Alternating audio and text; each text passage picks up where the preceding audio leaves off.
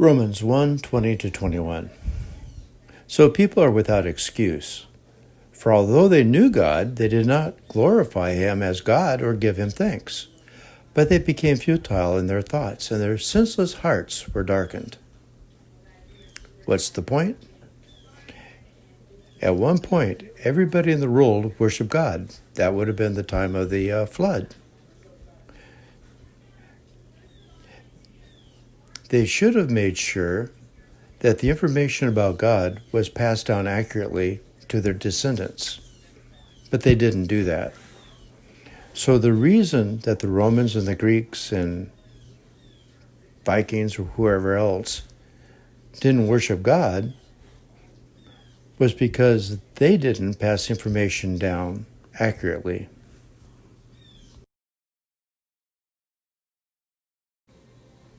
Romans 1:24-25. Therefore, God gave them over in their desires of their hearts to impurity, to dishonor their bodies among themselves. They exchanged the truth of God for a lie, and worshipped and served the creation rather than the Creator, who is blessed forever. Amen.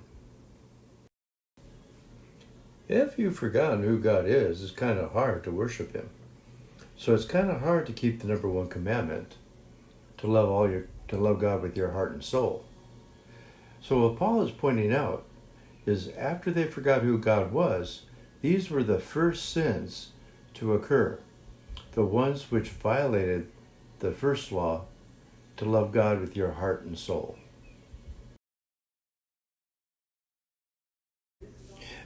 Before we get into that, you may think that all sins are equal. They're not. All sins break our relationship with God, but that doesn't mean that they're equal. When you look at the second commandment, love your neighbor, murder is a little worse than not giving somebody a cold soda when they're thirsty.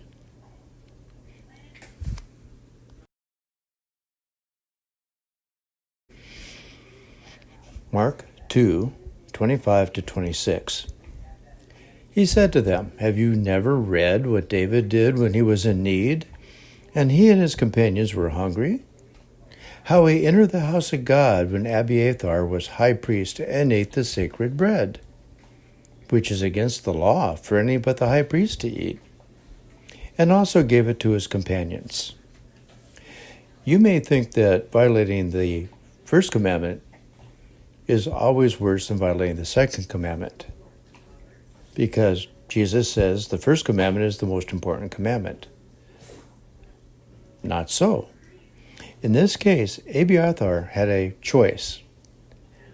He was going to break a commandment either way. If he didn't give David and his men food, he was breaking the second commandment because they were hungry and needed food. On the other hand, if he gave them the food, he was violating the first commandment because that was the bread in the altar and it was not supposed to be given to anybody but the priest. So Abiathar had a problem. He could break the first or he could break the second commandment.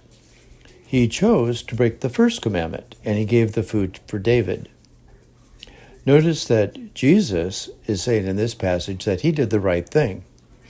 So violating the first commandment was not as bad as if he had violated the second commandment.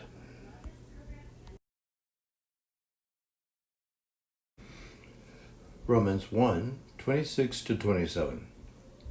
For this reason, God gave them over to dishonorable passions. For their women exchanged the natural sexual relations for unnatural ones.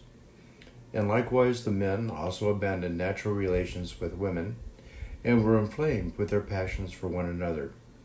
Men committed shameless acts with men and received in themselves the due penalty for their error. This is talking about the sin of homosexuality.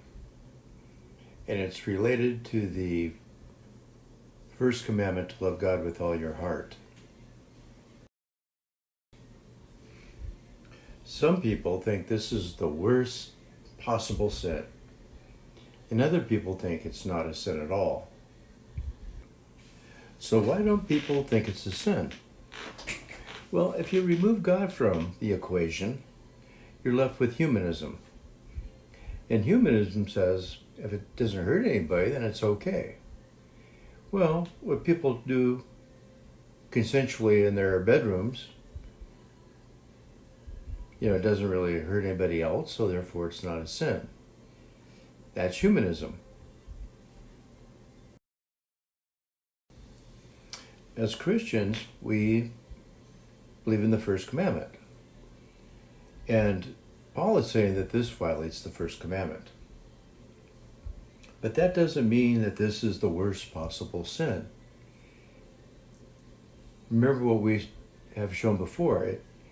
What matters as far as the sin is concerned is how disrespectful it is to God or how unloving it is to others.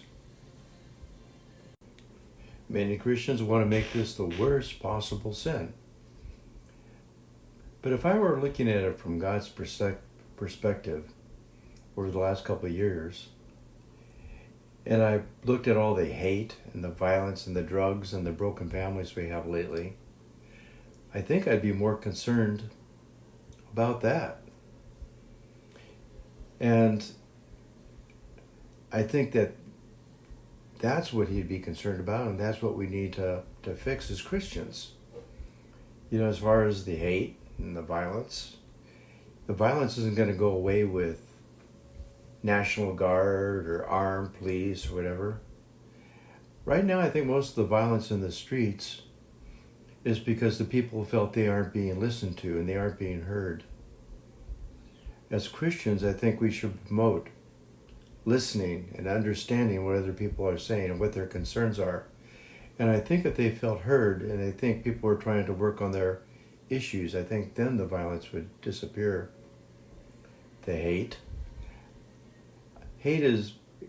comes when we emphasize our differences. With Christianity, where we are a part of the body, and the body stresses that everybody is equal, I think that if Christians pushed that and taught that more in our churches, that maybe that would reduce some of the hate that we're seeing. I think as Christians we have to be careful not to minimize the sins that we're prone to and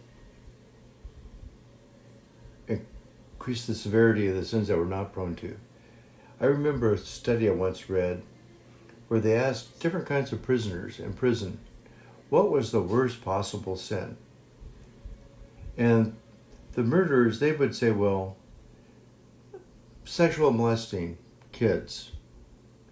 And so then they would talk to the people that sexually molested kids. Oh, well, no, it's murder. And so whatever group they asked, it wasn't their sin that was the worst, it was somebody else's. And I'm afraid that what we get into with homosexuality for Christians is that because it's not an issue for most of us, it's easy to make it the worst sin. But really, we should be focusing on the sins that we are prone to, and those are the ones that we should be emphasizing.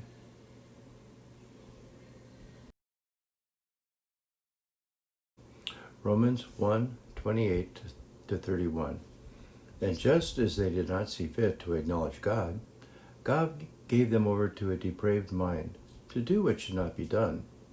They were filled with every kind of ungodliness, wickedness, covetousness, malice. They were rife with envy, murder, strife, deceit, hostility.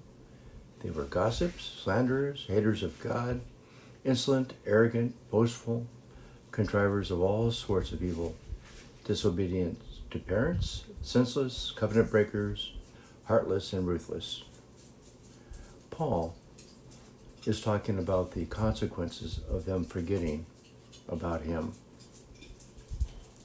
First, he says that the results are mostly related to the first command to love God with all your heart.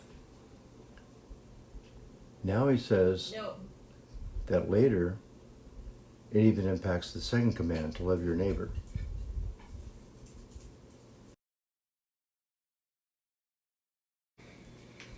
Romans 1:32. Although they fully know God's righteous decree that those who practice such things deserve to die, they not only do them, but they also approve of those who practice them.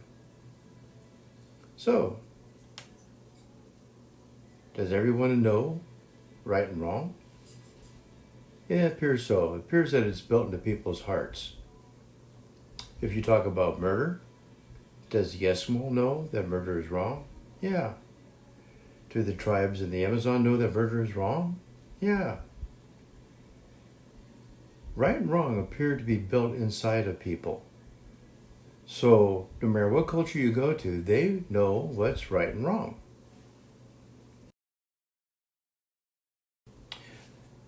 Yeah, it's subtle. But it's not saying that they approve of the evil practices.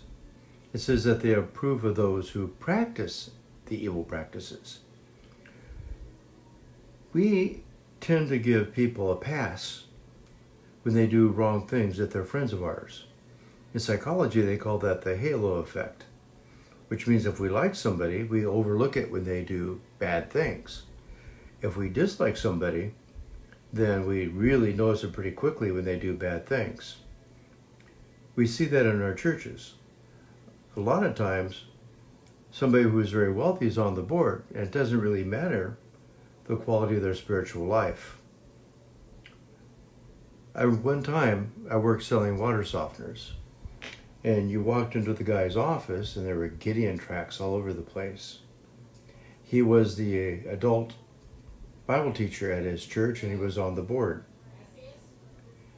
I quickly found out that he had a reputation for dishonesty where you couldn't sell a water softener within 30 miles. One time we had a trade fair and we had a drawing for a water softener. And I asked him, when are we going to do the drawing? And he says, oh, we're not. We just wanted the contacts. We just wanted their names and addresses so we could contact. We're not really going to give away a water softener. I was shocked. He was a Gideon. He was a Christian. He was an adult Bible teacher. But he wasn't honest. And he was on their church board. This passage is not saying that the people were approving of evil.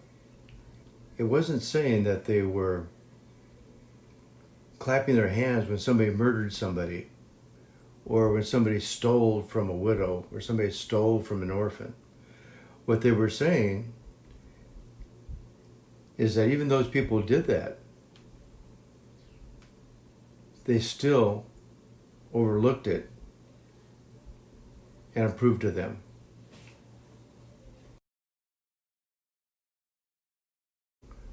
So to summarize, Paul is saying if their ancestors had only made sure that their children knew about God, that the Roman Empire would not have been godless and corrupt. And so whose fault was that? Now next time we're going to go and hit Paul's third argument of why it's fair to require that you know Christ to be saved. And his third argument is, in my opinion, by far the best.